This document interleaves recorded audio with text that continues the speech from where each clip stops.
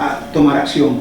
Y cuando me di cuenta que estaba nadando, uy, sí, tú puedes hacerlo, aprendí a nadar. Igualmente cuando manejamos un carro, hay que hacerlo para aprender. Hay gente, y yo escuché de casos de que tú pones a la persona al lado y tú le dices cómo es todo, y hay ciertas personas, yo puedo creer que esto es posible, que solo con explicarle, entienden y agarran de maravilla. El sincrónico, el manual, por ejemplo, que es difícil porque tiene el croche. Yo me acuerdo cuando le enseñé a manejar a mi esposa, yo creo que ella a la media hora ya sabía manejar. Ella prestaba atención a los movimientos, a como yo le explicaba. El croche, suelta el acelerador, la palanca manual, primera, vas a soltar levemente, ¿no? Presionas uno y sueltas el otro, vas a sentir que el carro... Y yo le estaba explicando de manera detallada, y cuando ella tomó el carro parece que yo hubiese manejado, que ella supiera manejar. Yo sé que hay gente así porque mi esposa lo hizo de esa manera, pero hay personas que no les cuesta, porque no es lo mismo, pero requiere que tú te atrevas a hacerlo. La primera vez te va a costar, pero una vez que entiendes cómo es el mecanismo del carro, cómo se mueve, si agarras una curva a alta velocidad, hay algo que se llama la fuerza centrífuga que te va a botar, entonces tienes que frenar antes de la curva. Si tú no lo experimentas, tú piensas que puedes agarrar una curva a 100 y resulta que la curva te va a botar por la fuerza centrífuga.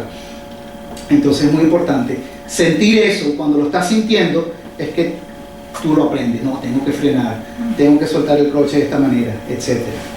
Igualmente para manejar bicicleta o para manejar la moto.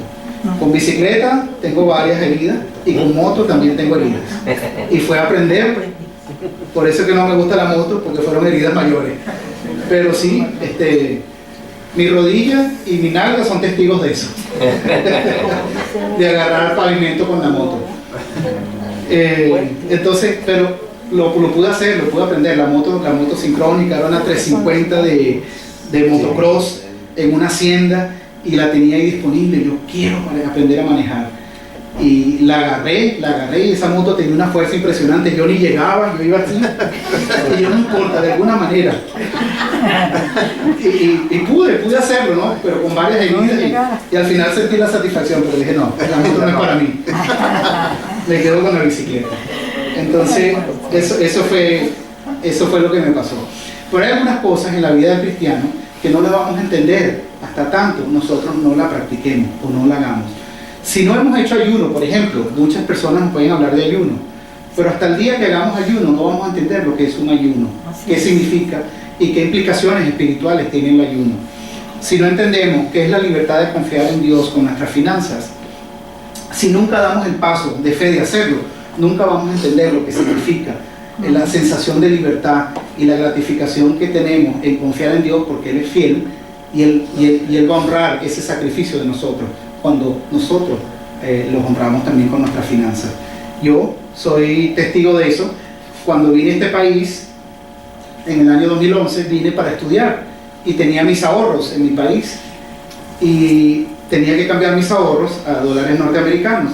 Mi país me negó la posibilidad de cambiar esos dólares, de esos bolívares a dólares norteamericanos, y todo el dinero que tenía planificado para mis 3 años de estudio estaban represados en Venezuela. No tenía ni un centavo para continuar. Y fue el momento donde yo digo, Dios, tú no me trajiste aquí para devolverme. Voy a confiar en ti.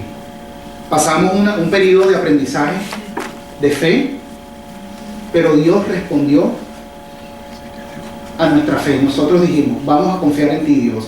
Vamos a confiar en ti. Una tarde, era mi primera clase. No sé si esto se los conté ya o no. Era mi primera clase. Y... uy, se fue la señal, no sé qué pasó. Y estábamos nosotros en una clase que se llama Disciplinas Espirituales. Y el profesor pide oración. Yo pido por la situación financiera que teníamos. Y en lo que nos sentamos después de la oración, llegó un correo electrónico de Recursos Humanos donde me pedían que fuera a la oficina de Recursos Humanos. Al terminar la clase fui y me ofrecieron un trabajo dentro de la universidad, justo en el momento que me senté después de orar. Y como eso, hay muchos cuentos que les podría comentar de manera personal, pero fue el hecho de confiar a Dios con este aspecto también de nuestras finanzas, y Él honró ese sacrificio. Nunca entenderemos el alivio y satisfacción interna del perdón hasta tanto nosotros no perdonemos. Si vivimos con resentimiento, no perdonamos al prójimo por algo que nos hizo, no vamos a experimentar nunca esa sensación de libertad cuando finalmente entregamos eso y perdonamos, y ese peso se libera. Pero hasta que no lo hagamos, no lo vamos a experimentar. Dios nos creó de manera que no lo pudiéramos entender completamente en sus mandamientos, hasta que comenzamos a obedecer sus mandamientos. De manera natural nos cuesta, es un poco difícil entender, porque muchas veces va en contra de la lógica, va en contra del sentido común, de la naturaleza humana. Pero cuando confiamos y tomamos esa acción, es cuando comenzamos a entender qué significan esos mandamientos de Dios para nuestras vidas.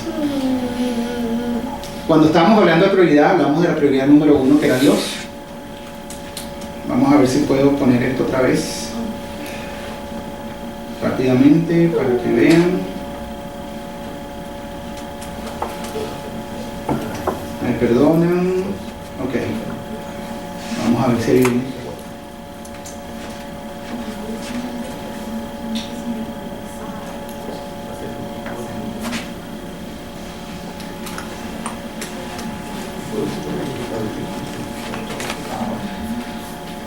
La prioridad número 2, y esto me lo enseñó mi profesor de disciplinas espirituales.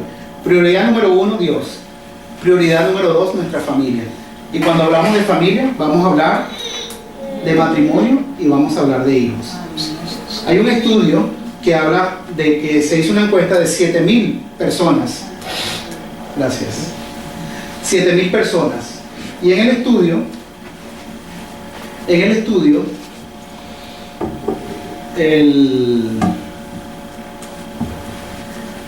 la encuesta dice lo siguiente: 7,000 personas son entrevistadas y les preguntan, cuando hay un conflicto, estamos hablando de pareja, no matrimonio, cuando hay un conflicto entre ustedes, ¿qué es lo que pasa? ¿Qué es lo que siente? ¿Cuál es la situación que viene a tu corazón cuando hay ese conflicto? El hombre dice, en la mayoría de los casos, 83% de los hombres, cuando hay un conflicto con mi esposa, yo me siento irrespetado. Eso es lo que dicen los hombres: siento que me han irrespetado. Y en el caso de la mujer dice, bueno, yo siento que tú no me amas, siento que no tienes amor hacia mí. Entonces, el amor es la variable en la mujer y el respeto es la variable en el hombre. Y esto es un estudio hecho a 7,000 personas o 7,000 parejas, y se les hizo esta pregunta: cuando tienes un conflicto, ¿te sientes no amado o irrespetado? Probablemente los que están aquí, algunos conocen este famoso libro de Amor y Respeto, que es un libro que se utiliza para dar consejería matrimonial, y la Iglesia americana creo que ya tiene en su planificación del año comenzar con este currículum de Amor y Respeto. Love and Respect, es un autor muy conocido que ha escrito varios libros de matrimonio. Bueno, yo les anuncio que este año también lo vamos a hacer en español. En algún momento del año lo vamos a planificar para tener ese estudio aquí para matrimonios basados en este libro de Amor y Respeto. Cuando hablamos de familia, vamos a incluir ahí nuestros hijos.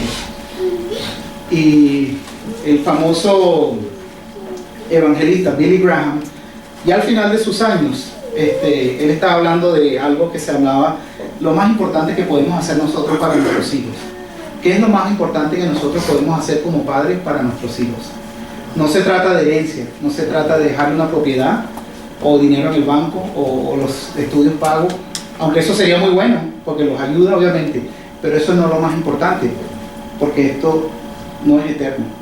Lo más importante es el legado y el legado espiritual. ¿Cómo pasamos ese legado de fe a nuestros hijos?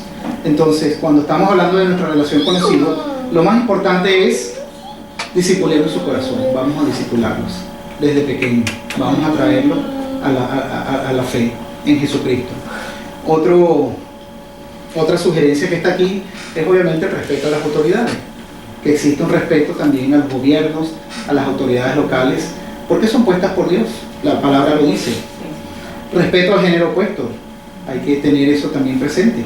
En una época donde estamos viviendo cosas que yo no viví hace 20, 30 años, hay que entender que cada quien va a tomar sus decisiones y tenemos que tener respeto también al género opuesto, hombre a mujer y mujer a hombre. Comunicación en el mundo real es un mundo mucho más difícil al mundo en el que yo crecí, con mucho más retos. Vamos a hablar de, por ejemplo, la tecnología, los teléfonos, el internet, los medios sociales. Entonces hay que hablarles crudamente y de la vida real, porque es la vida real a la cual se van a enfrentar una vez salgan de casa, salgan del colegio, salgan de la escuela. Y obviamente cómo manejar conflictos y cómo manejar las finanzas. Conflictos vamos a tener siempre, de hecho desde pequeños vamos a tener conflictos. Si nosotros descubrimos y desarrollamos las destrezas para resolver conflictos desde pequeños, se los aseguro, ellos van a tener y nosotros vamos a tener una vida mucho más pacífica, mucho más tranquila, y ellos van a poder ser reflejo de Jesucristo de una manera más eficiente, cuando tienen esa capacidad de resolver conflictos de manera temprana. Igualmente, el tema de la finanza, yo me doy como ejemplo. Yo me acuerdo que mi papá no me dio esa educación financiera desde pequeño, todo lo contrario, me maleducó financieramente. Yo me acuerdo que llegaba con un billete grande al colegio y le compraba caramelos a todos los niños. Y entonces, y todo lo que tenía era para gastarlo. Entonces, eso no fue quizá la mejor educación. Luego aprendí de manera difícil cómo debe actuar uno con las finanzas, que es justamente una bendición que viene de Dios y nosotros debemos honrarlo con esa bendición que viene de Dios. Saber ser buenos administradores, porque es una bendición que nos da Dios y debemos procurar ser buenos administradores. Básicamente Pablo lo que está hablando en este libro de Primera de Corintios, específicamente el capítulo 3, es: tengamos presente cuáles son nuestras prioridades. Tengamos presente cuáles son nuestras prioridades en nuestra vida. Primero, Dios. Amén. Segundo, nuestra familia. Honremos a Dios con nuestras vidas, teniendo a Jesucristo como plataforma. Y nuestras obras van a en algún momento pasar por ese fuego. Esas obras que nosotros vamos a hacer son nuestras prioridades. Y vamos a estar pasando esa prueba de fuego cuando ponemos las prioridades en el lugar correcto. Cuando ponemos a Dios en el lugar que se merece, y cuando ponemos también a la familia en el lugar que se merece. El trabajo, la casa, el carro, las bendiciones materiales van a pasar. Todo eso va a pasar, pero cuando tenemos las prioridades en el lugar correcto, Dios va a glorificar ese esfuerzo y ese sacrificio, y que nosotros honremos a Dios con nuestras vidas y con nuestras familias. La exhortación final: el tipo de material que nosotros elegimos para construir importa, tiene implicaciones eternas. De hecho, ¿vamos a construir nuestra casita de paja o vamos a construir nuestra casita con ladrillos rojos? Yo creo que con ladrillos rojos. Y platabanda. Vamos a orar, hermano. Bendito seas, Padre amado. Bendito seas. Gracias, Padre, por traer tu palabra hoy, Padre. Gracias por la bendición que representas en nuestras vidas, Señor Dios. Que, Señor, tu mensaje toque nuestros corazones y nuestras mentes. Que, Padre, podamos honrarte todos los días de nuestra vida, Señor Dios, y tenerte presente, Señor Dios. Alabarte, bendecirte, adorarte y glorificarte con toda nuestra mente, con toda nuestra alma, con todas nuestras fuerzas, Padre. Que esta sea nuestra oración cuando nos despertemos, Padre. Que esta sea nuestra oración para nuestros hijos. Que esta sea nuestra oración cuando vamos a la cama, Padre. Que tengamos estas palabras siempre en nuestras mentes, Señor Dios, y las digamos constantemente, Padre. Porque tú eres nuestra prioridad número uno, Padre. Utilízanos, Señor Dios, y bendícenos para ser de bendición para otros, Padre, en especial para nuestra familia, nuestras parejas, nuestros hijos. Padre, danos sabiduría, Señor Dios, y que llevemos este mensaje, Señor Dios, en nuestro corazón y en nuestra mente, que sepamos honrarte, Señor Dios, con las obras y con los materiales que vamos a usar en la construcción de nuestra vida.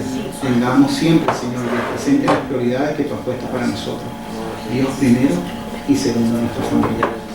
Bendito sea, Señor.